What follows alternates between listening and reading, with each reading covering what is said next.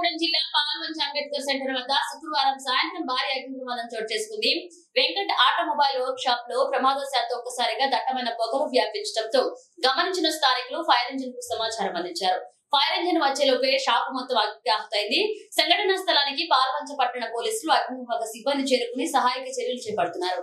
పారిశ్రామిక ప్రాంతమైన పాల్వంచలో ఫైర్ ఇంజిన్ల సహాయంతో సకాలంలో రాకపోవడంతో స్థానికులు మండిపడుతున్నారు.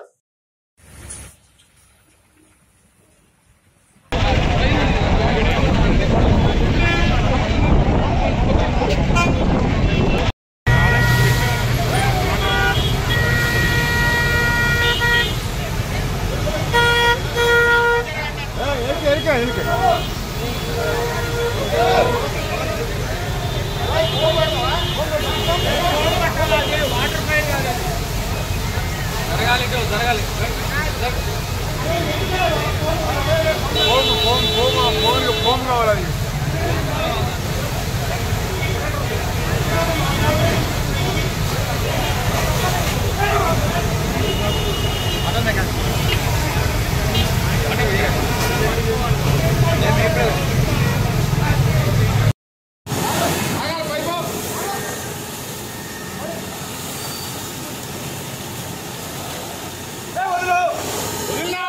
Udah.